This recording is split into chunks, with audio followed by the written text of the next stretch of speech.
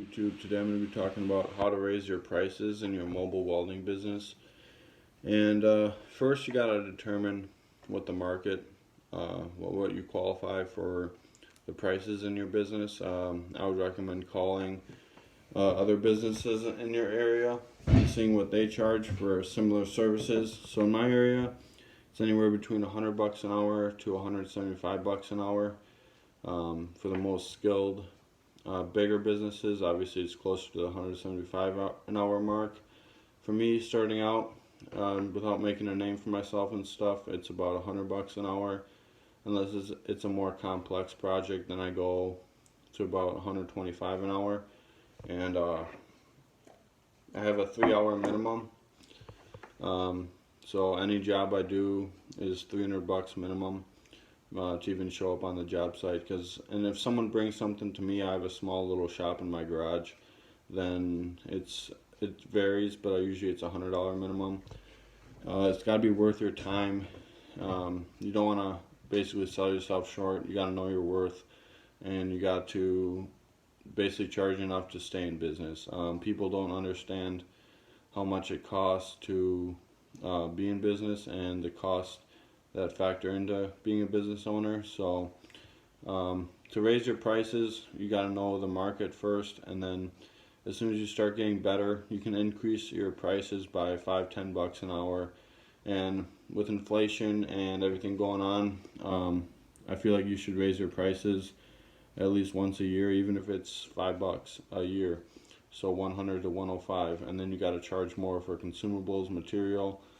You gotta think about delivery charges for material, and yeah, so it all depends on the area you live in, but you should raise your prices at least a little bit every year to keep up with inflation and the economic times and all that. So be upfront with your customers, tell them straight up this is the price, and that you won't show up to the job until that minimum is guaranteed.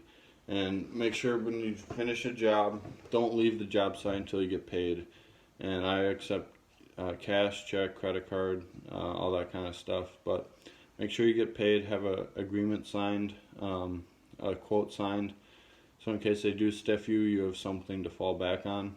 And I mean, sometimes it's not worth it taking it to court unless it's a huge job, but you always want to get materials.